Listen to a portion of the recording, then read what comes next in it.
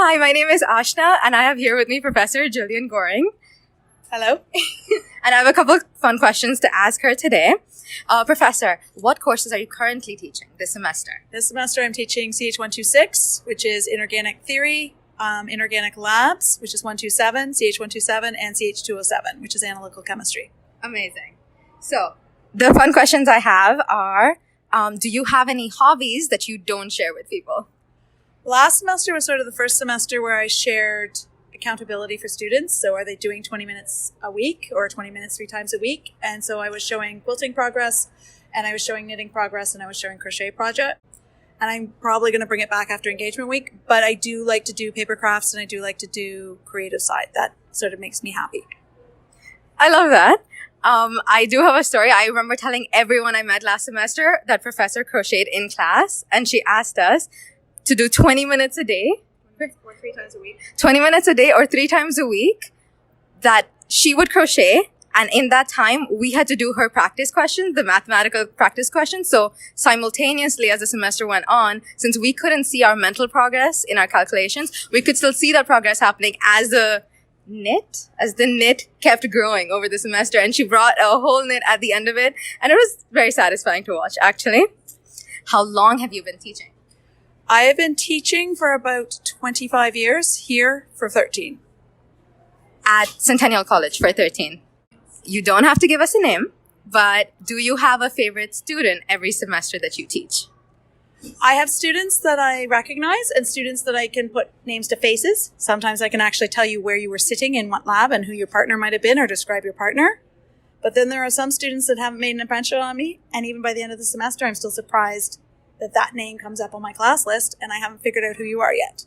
So some people make good impressions or bad impressions. Some students are favorite students, and I will reach out to them when I need help. Okay, that's nice. If you could return to school again, and if you were a student again, what would you study?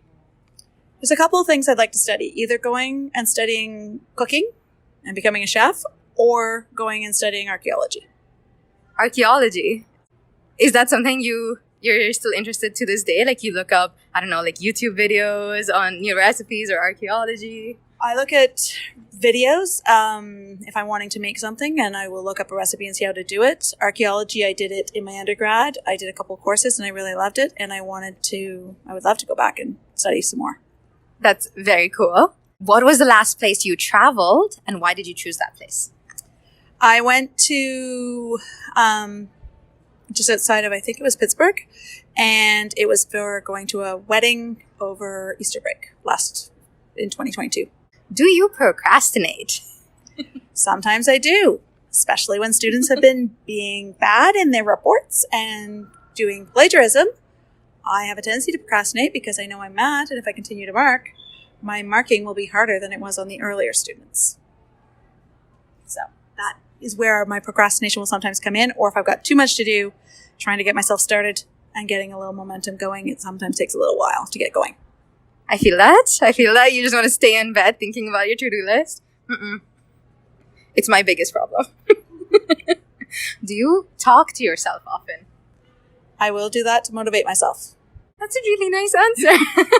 I was not expecting that. All of my talking to myself is really dumb.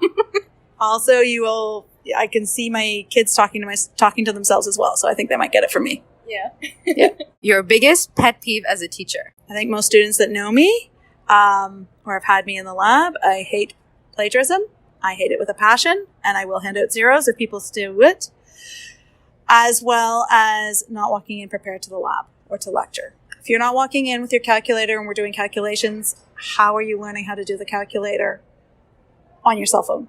Because it doesn't always work on your cell phone. So making sure you're prepared for class and do not commit academic dishonesty. Where's your happy place? Doing crafts. So sewing or knitting or getting creative with paper. That's my happy place. Have you brought something from home to the college to test out or to sample? So in analytical part 3 and analytical part 2, which is CH317 or CH315, there is a GC experiment where we test the alcohol content and we have to have a notes. And I have had some alcohol being made at our house, and we have brought it in to be tested to see what the content was. Is it higher or lower than the stuff we get at LCBO? It is higher. Interesting. Might want to note that down. Reach out to Professor Gillian. Thank you so much for taking the time. I do have one question. Is there anything you want to say to the students? Because a lot of them have been very excited to get to know you. Is there a place that they can reach out to you, whether by email or social media, LinkedIn, whatever you prefer, if they want to continue this conversation? I am proud of all my students. I am proud of all students at Centennial College. I know it's a big step coming back, going to school. Some of you are transferring to a new country and learning, and I think you all are doing an amazing job. Remember, it's one step at a time, one day at a time, one moment at a time sometimes, especially when we're feeling discouraged. If you need to reach out to me, you can email me at my MyCentennial email address. I'll put that down here. Thank you so much for taking the time. I really appreciate it, and I know that everyone that watches this will be really happy you shared a little bit more about your personal life with us. But yeah, thank you.